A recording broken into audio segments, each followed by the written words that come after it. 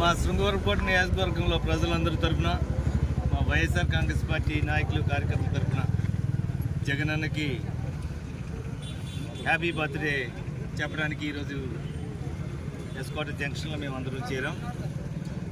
జగనన్న, నీకు ఈరోజు ప్రత్యేకంగా జన్మదిన శుభాకాంక్షలు ఎందుకు చెప్తా ఉన్నారు శృంగవరపుకోట నియోజకవర్గ ప్రజలంటే, మీరు ముఖ్యమంత్రిగా ఉన్నప్పుడు చేసిన కార్యక్రమాలన్నీ ఈ నియోజకవర్గంలో ప్రజలందరూ అందుకొని ప్రతి ఒక్క కుటుంబం బాగుపడిన పరిస్థితి.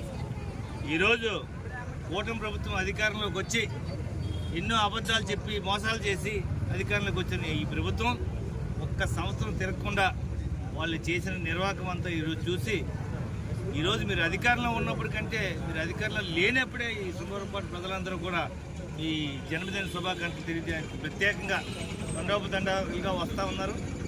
శృంగవరపుకోట నియోజకవర్గంలో ఉన్న ప్రతి ఒక్క మండలంలో, ప్రతి ఒక్క గ్రామంలో ఈరోజు మీరు ఉదయమే కాదు సాయంత్రం ప్రతి ఒక్క గ్రామంలో కూడా మేము భారీగా జగనన్న బర్త్డే చేసుకుంటున్నామని మీరు రావాలి అని చెప్పారు. ప్రతి ఒక్క గ్రామంలో చేస్తూ ఉన్నారు. అంటే ఒక్కసారి అందరం గమనించాలి.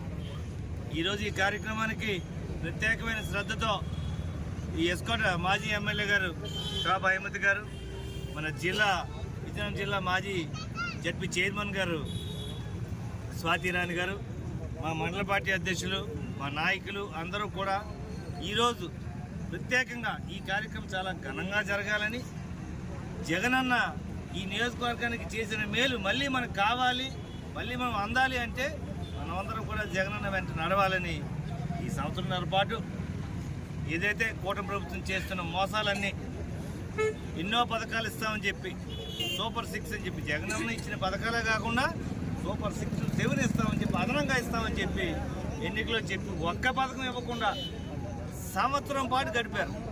జూన్ 4వ తారీఖు 2024 అధికారంలోకి వస్తే జూన్ 4, 2025 ఒక్క పథకం ఇవ్వలేదు. ఆ రోజు జగన్మోహన్ రెడ్డి గారి నాయకత్వంలో మేమందరం కూడా ప్రభుత్వాన్ని నిలదీసేలాగా ర్యాలీలు అన్ని కార్యక్రమాలు ఆ రోజు చేయటం మొదలుపెట్టిన తర్వాత ఒక్క పథకం ఇచ్చారు, అమ్మఒడి పథకం. అంటే ఈరోజు అమ్మఒడి పథకం వచ్చిందంటే కారణం జగన్మోహన్ రెడ్డి గారి నాయకత్వంలో ప్రజల తరఫున పోరాటం వల్ల ఒక పథకం వచ్చింది. అంటే మిగతా పథకాల పరిస్థితి ఏంటి? ఈరోజు ప్రతి ఒక్క ఎన్నికలు ఇచ్చిన ప్రతి ఒక్క హామీ నెరవేర్చకుండా దర్జాగా వ్యాపారాలు తీసుకుంటూ ఉన్నారు. ఈరోజు మీరు ఇక్కడ నియోజకవర్గ ప్రజలందరూ కూడా చూస్తూ ఉన్నారు ఎన్ని ఇబ్బందులు పడుతూ ఉన్నారంటే, ఈరోజు పిల్లలు చదివించుకోవడానికి ఇబ్బంది. జగనన్న ముఖ్యమంత్రిగా ఉన్నప్పుడు చెప్పిన తేదీ కల్లా అన్ని పథకాలు అందేవి. ఈరోజు కూటమి ప్రభుత్వం వచ్చి ఇప్పటికీ 7 క్వార్టర్స్లో ఒక్క క్వార్టర్ మాత్రమే ఈ రీయింబర్స్మెంట్ ఇచ్చారు. ఈరోజు పిల్లలు కాలేజీకి వెళ్తే కాలేజీ యాజమాన్యం తిరిగి హాల్ టికెట్లేమో డబ్బులు కడితేనే చదవండి లేదంటే మానేయండి అని చెప్పి బెదిరిస్తూ ఉన్నారు. ఈరోజు ఆరోగ్యశ్రీ పేరు చెప్పుకొని ఎక్కడికైనా హాస్పిటల్కి వెళ్తే బాబు ఆరోగ్యశ్రీ అయితే నేను మా దగ్గర రావద్దు, ప్రభుత్వం బిల్లులు ఇవ్వడం లేదు అని. అంటే ప్రభుత్వం ప్రజలకు ఇవ్వాల్సిన విద్యా వైద్యంలో జగనన్న ఎంత శ్రద్ధ పెట్టారో ఈ ప్రభుత్వం అంత అశ్రద్ధ చేస్తూ అక్కడితో చాలదన్నట్టు. మేము ప్రజల కోసం రాలేదు, వ్యాపారాలు చేసుకోవడానికి వచ్చాము. ఈ గవర్నమెంట్ మెడికల్ కాలేజీలు కూడా వ్యాపారం చేసుకుంటాం మేము.